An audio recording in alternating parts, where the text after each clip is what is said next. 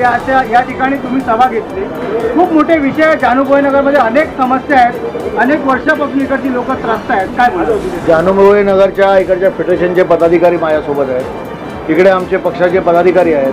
अनेक वेळेला या सगळ्या समस्या माझ्यासमोर आलेल्या आहेत आणि अनेक वेळेला मी SRE CO आणि संबंधितांशी बोललेलो आहे आणि टप्प्याटप्प्याने या सगळ्या गोष्टी सोडवण्याकडे माझा कल आहे. कुठे कालच्या सभेमध्ये तुमच्याच पक्षाचे जे बाजी उमेदवार आहेत त्यांनी सांगितलं की मागच्या 10 वर्षामध्ये सुनील बाबू यांनी या जानूभाई नगर वासियांसाठी काहीच नाही केलं. काय बोलाल? ज्यांच्याकडे मुद्दे नसतात ते असंच बोलतात आणि मी विकासाच्या मुद्द्यावरती लढतोय आणि मी लोकांशी बोललोय, लोकांना विश्वास आहे आणि विकासाच्या कामावरतीच मी मतं मागतोय. त्यामुळे निवडणुकीत आपल्याला कळेल की या संपूर्ण दिंडोशीची जनता कोणता असतो.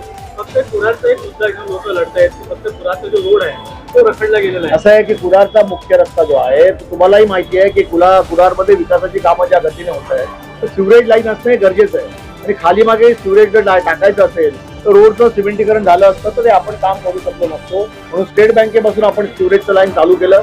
तुम्ही पण पत्रकार कुडाळमध्ये आता तुम्ही बघताय आणि पावसाळ्यानंतर उर्वरित काम करणार आहे आणि म्हणून त्या रोडवरती रोड झाला नाही. जिकडे सिवरेजची लाईन पडली तिथे आता CC रोडचं काम चालू आहे. की सुद्धा आपल्या कुडाळ भागात एक मेटर्निटी हॉस्पिटल होतं आप्पापाड्यात, ते देखील आरोग्य केंद्र करण्यात आले. त्याची खास गरज होती. आप्पापाड्यामध्ये मॅटर्निटी होतं पण त्या रिझर्वेशन मध्ये आपल्याकडे आलं होतं. मॅटर्निटी हॉस्पिटल जर करायचं असेल तर रात्रंदिवस डॉक्टरला राहण्याची व्यवस्था, नर्सला राहण्याची व्यवस्था हे सगळं त्या हॉस्पिटलमध्ये करणं आवश्यक होतं. पण इमारत जेव्हा कधी ताब्यात घेतली जेव्हा मी आमदार नव्हतो, माझ्या अगोदर ताब्यात घेण्यात आली, त्या इमारतीमध्ये डॉक्टर सिस्टरला राहण्याची व्यवस्था नव्हती. त्यामुळे मॅटर्निटी हॉस्पिटल होऊ शकत नाही.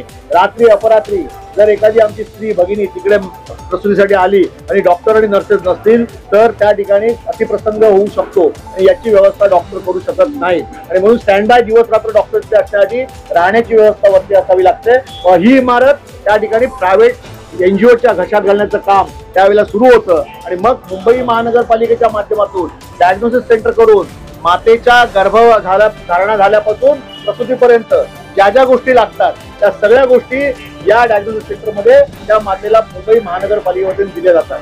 डेंटल तिथे एक डिपार्टमेंट आहे, एक्सरे आहे, बाकी सगळ्या गोष्टी आहेत, ECG मशीन आहे, सगळ्या गोष्टी आहेत. येणाऱ्या या 120 करोड आधी रखडले गेलेले काय वाटतं की आपल्याला परत संधी भेटली तर 120 फुटाचा जो रोड राहिलेला आहे असं आहे तो अर्धा रस्ता पूर्ण झालेला आहे. वरती ब्रिजचं काम जे आहे त्याला 220 कोटीचं बजेट आपण करून त्याचं टेंडर झालेलं आहे. फॉरेस्टच्या एनओसाठी तोच कॉन्ट्रॅक्टर आणणार आहे आणि क्रांतीनगर आणि आप्पापाड्यामध्ये जी घरं जाणार आहे ती घरं देखील मुंबई महानगरपालिका PTC मध्ये याच कुडाळमध्ये घरं विकत घेऊन महानगरपालिका 300 फुटाच्या घरामध्ये यांचं स्थलांतर करणार आहे. त्यांचा रस्ता मोकळा होणार. जानूभाई नगरमधील काही तक्रारदार असे आहेत जे ओंकारच्या फेकलेल्या चपातीवर आपलं जीवन जगतायत आणि या लोकांचं घर लुबाडण्याच्या मागे लागले. ज्यांना मिळालं त्यांचं घर. बघा या भागातला स्थानिक आमदार जी जोपर्यंत आहे शिवसेना प्रमुखांनी अन्यायाविरुद्ध प्रतिकार करायला शिकवलंय. त्यामुळे इकडे असणाऱ्या कुठच्याही माणसाचं कोणाच्याही चमचेगिरीमुळे स्वतःच्या हक्काचं घर जाऊ देणार नाही ही माझी शपथ आहे. काय बोला चंद्रप्रकाश यादव या जानूभाई नगरमध्ये अनेक वर्षापासून अनेक महिला व घर सुरक्षा कल्याणकारी संस्थेच्या माध्यमाने अनेक योजना करतात. अनेक लोकांचे घर नोटीस आल्यानंतर देखील ते लढतायत. त्यांच्याबद्दल अतिशय चांगलं काम ते करतायत आणि त्यांना अशा वेळेला आपण मदत करणं लोकप्रतिनिधी म्हणून ते माझं कर्तव्य आहे. अनेक वेळेला ते माझ्याकडे येतात, चर्चा करतात आणि स्वतःही त्यांची लढाई सुरू आहे.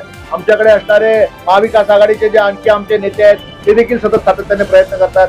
उद्धव बाळासाहेब ठाकरे गटाचे आमचे माजी नगरसेवक आहेत, शाखा प्रमुख पदाधिकारी आहेत, त्यांच्याकडे गेल्यानंतर ते देखील माझ्यापर्यंत हा विषय आणतात. त्यामुळे सामूहिकरित्या ही लढाई आमची चालू आहे आणि ही लढाई आम्ही जिंकणार. सर्वात शेवटचा प्रश्न जानूभाई नगरमध्ये आज जो मला प्रतिसाद मिळाला आहे सर्व एकत्र पुन्हा काही वर्षानंतर आले काय बोलतो? असं आहे की महाविकास आघाडीवरती प्रेम करणारे सगळे मतदार आहेत ते एकत्र आलेत आणि त्यामुळे मला असा विश्वास है कि जानूभाई नगर मधील सगळे मतदार हे महाविकास आघाडीच्या मशालीला मतदान करतील। यहाँ की जो लोकल थे, हम बाहर से कभी एक भी आदमी यहाँ पे आया नहीं था, जो भी थे यहाँ के लोकल थे और सब प्रभु साहब को चाहने वाले हैं।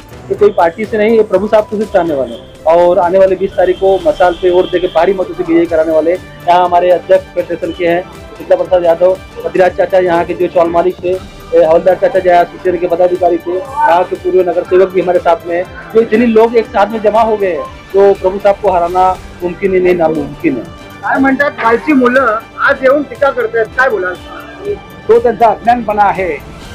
कुडाळ विलेज कसा बसला व कुडाळ विलेजसाठी शिवसेना संघटनेला किंवा आमदारांनी काय केलं याची ज्यांना ओळख नसेल त्याबद्दल आम्ही जास्त काय बोलू शकत नाही। आमचा जो काय उद्देश आहे, आमचं जे काय म्हणणं आहे, आम्ही जे काय केलंय ते आतापर्यंत लोकांसमोर जाऊन लोकांसमोर रोखोक मांडण्याचा प्रयत्न करतोय आणि ते लोकांना पटतंय. म्हणूनच जागोजागी भागाभागातून महाविकास आघाडीच्या उमेदवाराला असा मोठा प्रचंड प्रमाणात प्रतिसाद मिळतो. त्याचं कारण ते आहे. क्या कुछ कहेंगे आज आप एक मंच से आपने कुछ पुकार सकते हो क्या कहना है? मैं आज जितने विषय जानने की समस्या है, जितने लोगों से जानू भोजनगर त्रास्त है, मैंने हमारे आमदार साहब के सामने रख दिया है. ठीक, उस मुद्दों को रख दिया है. उन्होंने विश्वास भी दिया है हमको कि ये सब कार्य वो करेंगे. तो बस यही अनुरोध है, जानू भोजनगर वाले को चिंता करने की कोई जरूरत नहीं है, क्योंकि हमारे आमदार साहब एक्टिव होकर काम करते हैं और करेंगे. ये सब विश्वास हुआ, उन्होंने जवाबदारी ले लिया है. बस यही इच्छा करते हैं. जानू भोजनगर के लोगों के मन में एक बहुत बड़ा सवाल है, क्या यहाँ पर जब सोसाइटियाँ हैंड ओवर हो चुकी है? सोसाइटी अभी तक कोई हैंडओवर हुई नहीं हुई. हमने उसको बिल्डर की आपको बताया ही है. बिल्डर से हमने बोला हमारे नाम पे जब कन्वेंस होगा उसके पहले हम कोई हैंडओवर लेंगे नहीं.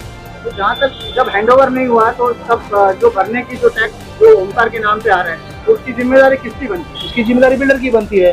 और यहाँ के कुछ दलाल लोग जो मिले पड़े हुए हैं कि जो बिल्डर उनकी सहयोग लेके ये काम नहीं कर रहा है. इसीलिए मुझे यहाँ पे आज सवाल जवाब करना पड़ा. आमदार साहब के सामने यह प्रस्तुति करनी पड़ी कि लोगों के भले के लिए करना है, क्योंकि दलाल अपना जेब भर रहा है.